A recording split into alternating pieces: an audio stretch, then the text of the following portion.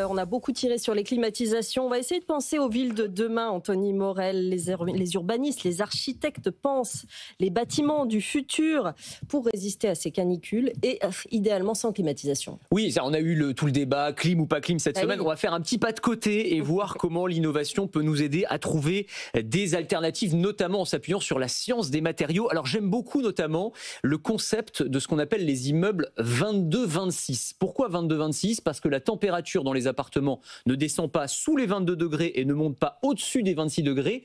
Le tout sans jamais utiliser ni chauffage ni climatisation. C'est pas mal comme défi. C'est un concept qui est né en Autriche et là en France on a la première construction du côté de Lyon de ce bâtiment 22-26. Alors on va utiliser un mélange low-tech et high-tech. Low-tech c'est quoi ? En fait c'est la façon de construire et les matériaux qu'on va utiliser. Des murs de briques à alvéoles qui vont capturer l'air et assurer l'isolation et des murs vraiment très épais de l'ordre de 60 cm là où normalement on va avoir 20 cm de ciment et 20, de ciment et 20 cm de ciment peut-être aussi d'ailleurs et 20 cm d'isolation.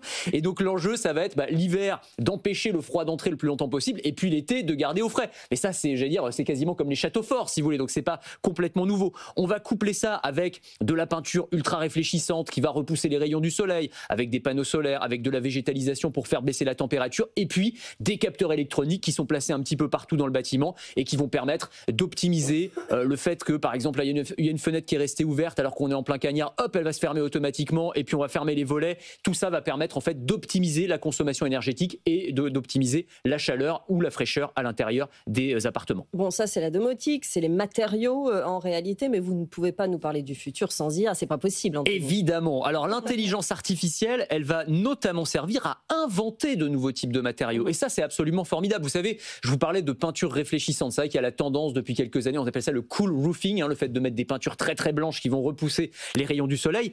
Mais on va pouvoir optimiser tout ça avec l'intelligence artificielle. Là on a une équipe de chercheurs qui vient de publier dans la revue Nature une nouvelle recette de peinture générée grâce à l'IA et qui permet de rafraîchir les bâtiments. L'avantage de l'IA, c'est que d'habitude, pour concevoir une peinture, il faut les tester physiquement. L'IA, elle peut simuler des millions et des millions de recettes avec telle molécule, tel pigment et voir ce qui fonctionne le mieux.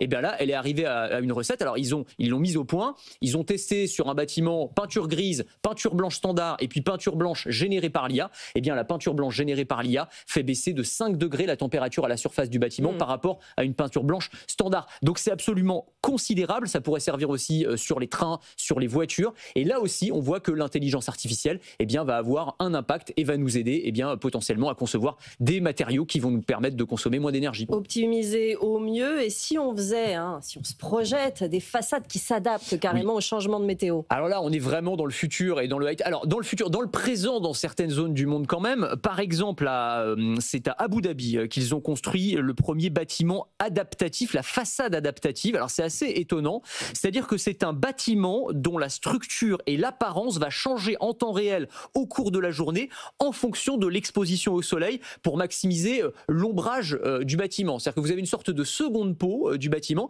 qui va bouger tout au long de la journée pour permettre en fait de créer des zones d'ombre ou des zones d'ensoleillement en fonction des besoins. Donc quand il y a beaucoup de soleil, ce qui arrive assez régulièrement quand même à Abu Dhabi, on va mettre des zones d'ombre très prononcées pour permettre de rafraîchir l'intérieur du bâtiment. Ouais. Et à l'inverse, on va pouvoir créer de l'ensoleillement quand on en a besoin. Alors là, pour le coup, c'est intéressant et c'est très spectaculaire. Le seul problème, c'est que ça coûte aussi beaucoup plus cher. Oui, mais il n'y aura plus de débat sur la climatisation à ce moment-là. On aura réglé ce problème.